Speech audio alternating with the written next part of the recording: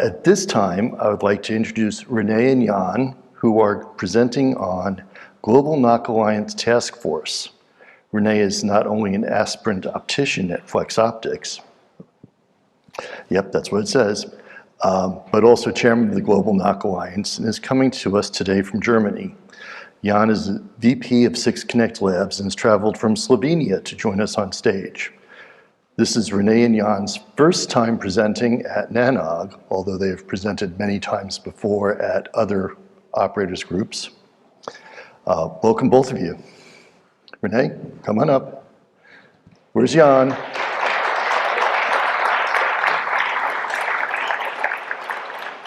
Morning. Morning. All yours. Yeah, Jan is joining later, I think. We will see. Yes, morning, good afternoon. I'm German-based, so afternoon, morning here. My name is René. I'm a little bit nervous right now again. I'm chairman of the board from the Global NOG Alliance and also working for Flexoptix. We're doing some transceiver things and running in orange shirts. That's our job. And with the Global NOG Alliance is the most important topic. We are supporting NOGs and people out of the community that have the idea to organize a NOG with software like Indico Systems, etc. And I can't see the slides. So sorry. Yeah, so, and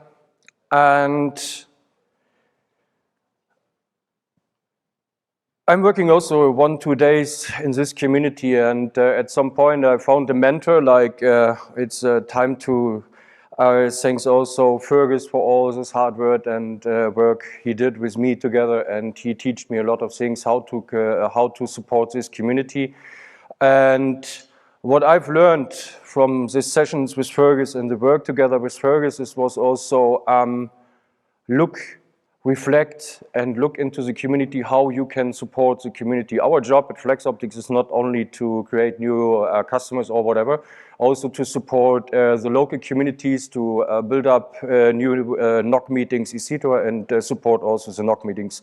So I've one claim, one mindset in my brain to say, okay, I live and love this community, and I'm happy I can work in this community, and I don't think in borders, I don't think in races, I don't think in genders and not in colors. So that's the reason why I supporting globally also a lot of NOG meetings.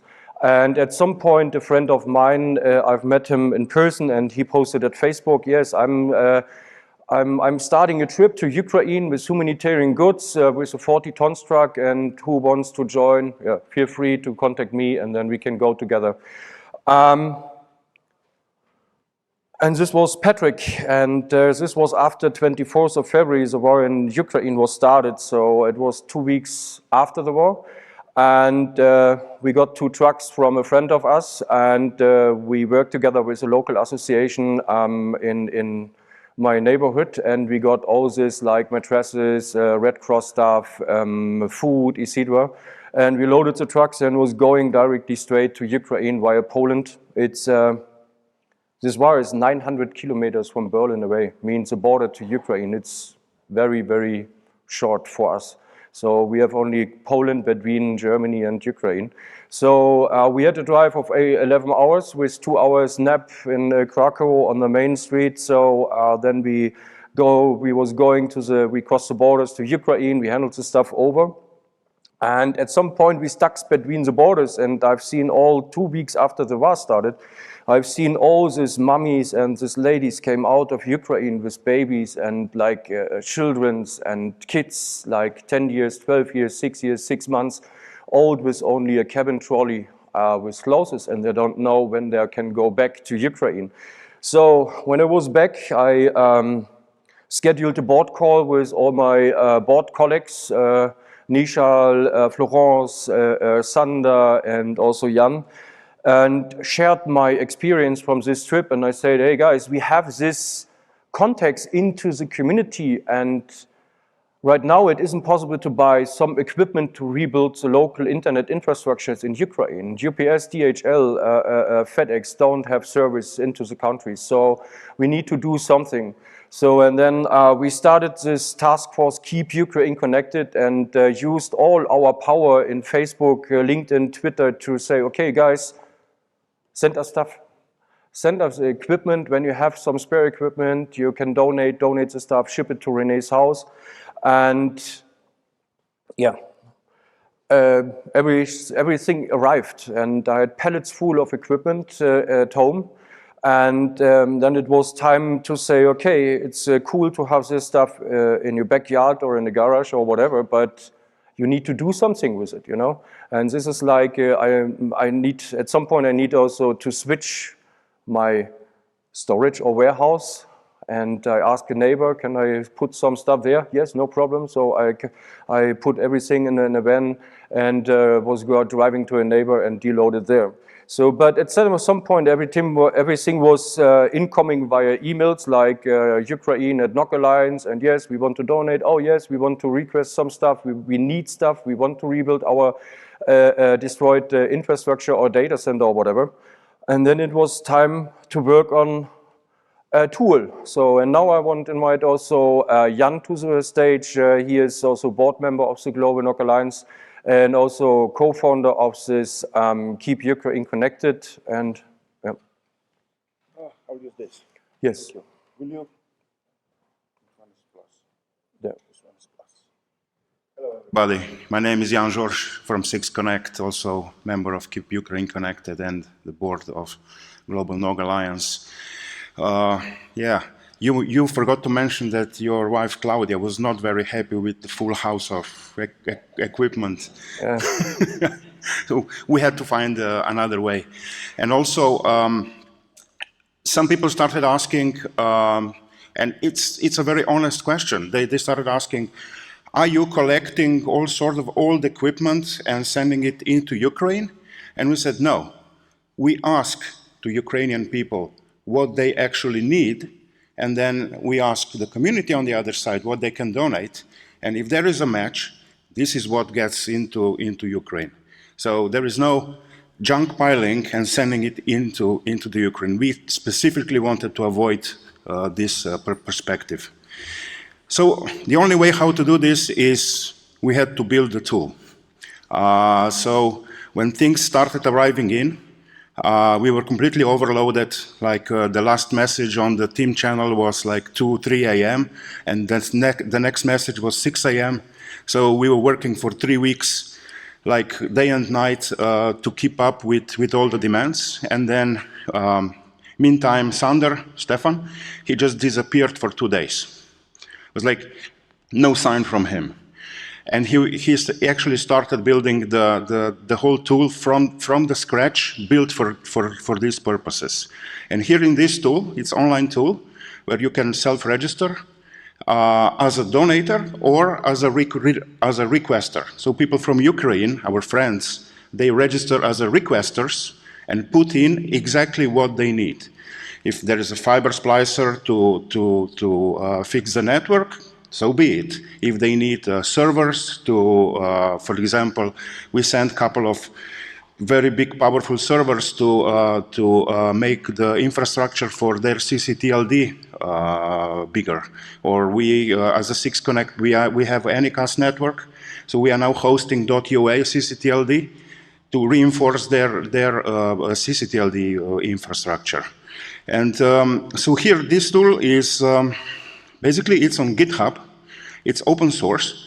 So if you need something like this, hopefully you will never need something like this. If you have a disaster in your vicinity, you can download this tool and fix it up for your needs and use it for this. And this is like, you know, we went in 3 weeks from network engineers into supply-demand chain managers. So yeah, here is how you self-register. We also have Ukrainian language support. And then you log in. And here is what is actually what is offered. And so people from Ukraine can go in and see what what are possible donations and also claim what they want. And then the person who is offering this stuff gets an email saying, hey, this was claimed, please can you send it to, I don't know, a warehouse in Poland or warehouse in Germany where our volunteer drivers will put it in a van or a truck and drive it into the Ukraine. So here is a requester view, how the requesters see what is available.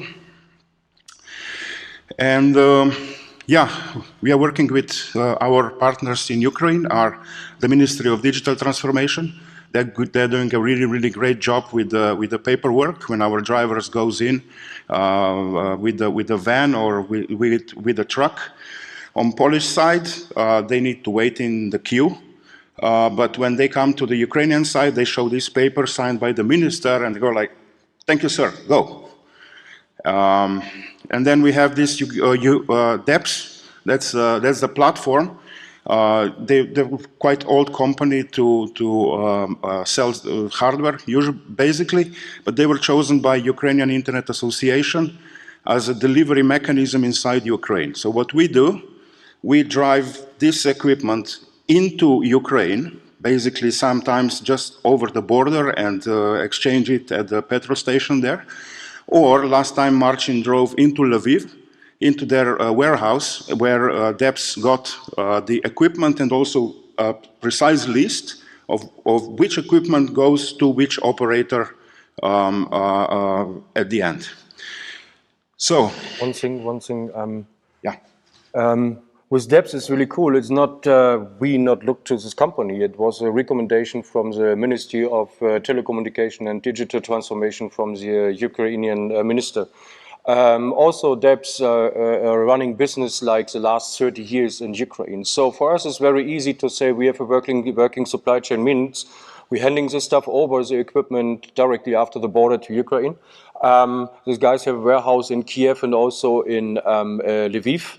The employees are driving with private cars right now 24 hours, 7 days a week to occupied regions like Kharkiv, etc., Odessa to handle over stuff. Right now we got new information. There are right now at this stage to rebuild also offices with our delivered access points donated by a couple of people out of the community. And yes, you want to follow up or? Yeah. So currently the most requested tool are fiber splicers because when the bombs come down, fiber in the ground is damaged. And usually the operators has like one fiber splicer, but then 10 people that can use the fiber splicer. And now they need more fiber splicers so they can send out more people to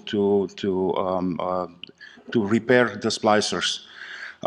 Interestingly enough, when there is no war, nobody would think about the second most requested thing.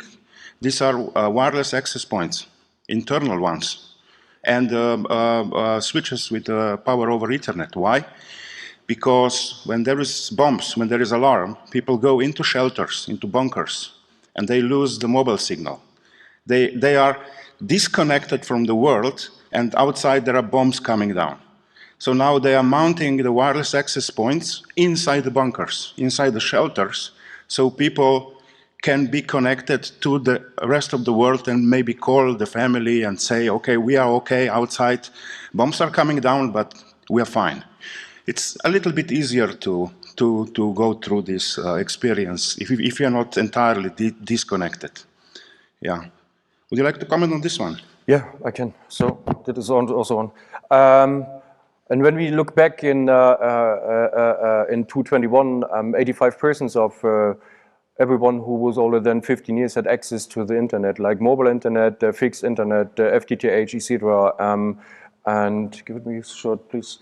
And I've prepared yesterday on my flight also some overviews. What happens since the war started in Ukraine up to end of March? It's only 2 weeks, but you can see like how important the internet is in Ukraine right now to use a couple of messaging possibilities or apps. So Telegram topped the charts with 54,000 new installs in 2 weeks. Bridgify was increased. Zillow, it's also increased, massive increase of the downloads, and Signal also.